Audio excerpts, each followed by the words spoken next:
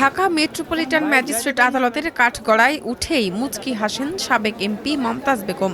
আদালতের হাজতখানা থেকে পুলিশি নিরাপত্তায় তাকে কাঠগড়ায় হাজির করা হয়। পুলিশ হেলমেট খুলে দেওয়ার সাথে সাথেই তিনি আইনজীবী আব্দুস সালামের সঙ্গে কথা বলেন। এ সময় তিনি মুচকি হাসেন। হাজতখানা থেকে আদালতে আনা নেওয়ার সময় উৎসুক অনেকে ঘিরে ধরেন তাকে। পাশ থেকে কাউকে বলতে শোনা যায়, একটা গান শোনান। ২৪ June Dhaka metropolitan magistrate Ariful ইসলামের আদালতে সাবেক এই সংসদ সদস্য ও জনপ্রিয় কণ্ঠশিল্পীকে হাজির করা হয়। পরে রাজধানীর মিরপুর মডেল থানায় দায়ের করা হত্যা চেষ্টা মামলায় তাকে নতুন করে গ্রেপ্তার দেখানোর আদেশ দেন আদালত।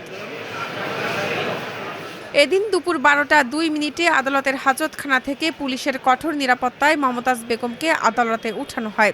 ১২টা ৮ মিনিটে কাঠগড়ায় হাজির করা হয় তাকে। এ সময় তার গায়ে বুলেট প্রুফ জ্যাকেট ও মাথায় হেলমেট ছিল।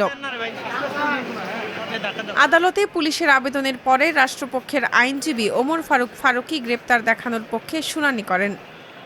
এই মামলায় তদন্তকারী কর্মকর্তা তদন্ত করতে গিয়ে এই বিতর্কিত এমপি, অবৈধ এমপি মমতাজ বেগমের এই মামলার সঙ্গে তার সংশ্লিষ্টতা, তার সম্পৃক্ততা পায়, সেই জন্য তাকে আদালতে উপস্থাপন করে গ্রেপ্তার দেখার জন্য প্রার্থনা করেন। তার পক্ষে তার আইনজীবীরাও ছিলেন এবং তারা গ্রেপ্তারের বিরোধিতা করেন। বিজ্ঞত উভয়ের বক্তব্য শুনে এবং মামলার কেস ডকেট পর্যালোচনা করে এই আসামিকে এই মামলায় গ্রেপ্তার দেখান। মমতাজ বেগমের মুচকি হাসির কারণ জানিয়ে তার আইনজীবী আব্দুস সালাম মোল্লা প্রথম আলোকে বলেন, কারাগারে মমতাজ অবসর সময়ে বই পড়া সহ ধর্মীয় রীতিনীতি মেনে চলছেন। আমার কাছে ওনার ওই করুণ হাসিটা, ওনার ওইটা যদিও হাসি, সেই করুণ হাসির ভিতরে লুকাইতে ছিল ওনার যে আবেগ, ওনার যে আত্মচিৎকার, সেটা ওনার হাসির ভিতরে আমরা দেখতে পেয়েছি।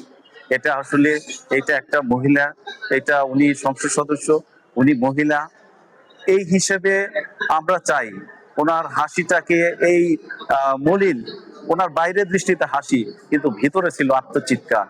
আমরা সেই আত্মচিৎকারটাকে আমরা ইনশাল্লাহ আইনের মাধ্যমে ন্যায় বিচার পাবো, সেই আশাবাদ ব্যক্ত করি।